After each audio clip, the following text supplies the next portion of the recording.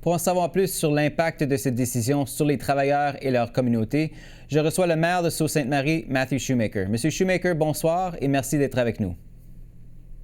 Merci à toi. Alors, comment est-ce que vous avez appris de la décision d'Algoma de procéder à ces licenciements et l'avez-vous vu venir? Ils m'ont appelé, l'exécutif de la compagnie m'a appelé samedi soir pour me dire que l'annoncement viendra lundi matin. On avait su que dans l'année, au fin de l'année 2026 ou peut-être moitié de l'an en 2027, il aurait eu des pertes d'emploi à la série à cause de la transition du fabrication de l'acier du charbon à l'électricité.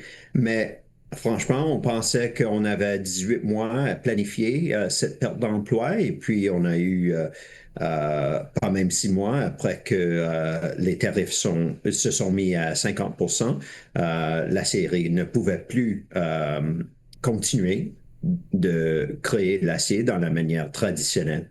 Et en fait, ce n'est qu'en septembre qu'Ottawa et Queen's Park ont accordé un prêt de 500 millions de dollars à Algoma pour l'aider à faire face à ces défis posés par les droits de douane imposés par l'administration Trump. Qu'est-ce que vous pensez du fait que l'entreprise licencie des travailleurs, quand même 1000 travailleurs, malgré cette injection de fonds? Oui, ça c'est une question légitime pour demander au gouvernement fédéral puis provincial et à la compagnie elle-même. Je crois que, une réponse probable serait que s'ils n'ont pas reçu cet argent-là, ça aura possiblement requis la fermeture de la série entièrement, mais je ne sais pas si ça c'est factuel ou si ça c'est comment le gouvernement fédéral et provincial l'auront vu. L'usine opère à Sault-Sainte-Marie depuis plus de 120 ans, depuis 1901. Elle est sur le point maintenant de perdre 40 de ses 2500 employés à temps plein. Ça doit évidemment être un coup très dur, non seulement pour les employés et leurs familles, mais aussi pour toute votre communauté. Qu'est-ce que les gens vous disent? Oui, c'est une journée très triste dans la communauté. Nous sommes comme une grande famille à Sault-Sainte-Marie et quand on a un ou une membre de la famille qui a besoin de l'aide, c'est le job du reste de la communauté pour donner du support à ceux qui l'ont besoin. Et ça, c'est ce que je demande de la peuple ici, de supporter tous les gens qui ont eu les nouvelles très misfortunate hier matin. Oui. Malheureux. C'est quand même un défi de taille. Comment est-ce qu'une ville de 77 000 habitants peut-elle vraiment trouver du travail pour 1000 métallurgistes au chômage? Est-ce que vous craignez que des travailleurs et leurs familles se sentent obligés de quitter la communauté? On espère que non, évidemment. On veut que notre communauté reste unie comme ce l'est aujourd'hui et comme ce l'était hier.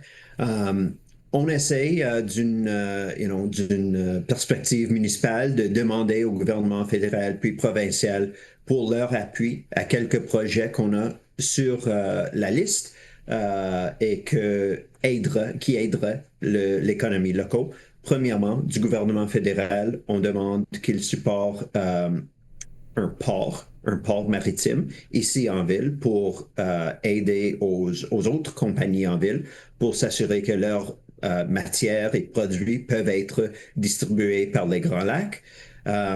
On demande au gouvernement provincial de déménager plus d'emplois du Ontario Lottery and Gaming qui sont à Toronto. On les demande de déménager ici parce qu'on a une moitié du bureau du OLG en ville et l'autre moitié, c'est à Toronto. On demande qu'il mette tous les emplois ici à Sault-Sainte-Marie. Ça nous donnerait de la confiance économique pour le coût des maisons en ville. Ça donnerait les autres industries comme les épiceries et les restaurants. Ça les donnerait un plus stable base de laquelle ils pourraient planifier le futur. Monsieur Shoemaker, on va devoir s'arrêter là. Merci encore une fois d'avoir été avec nous ce soir. On va bien sûr suivre la suite pour vous et votre communauté. Merci beaucoup.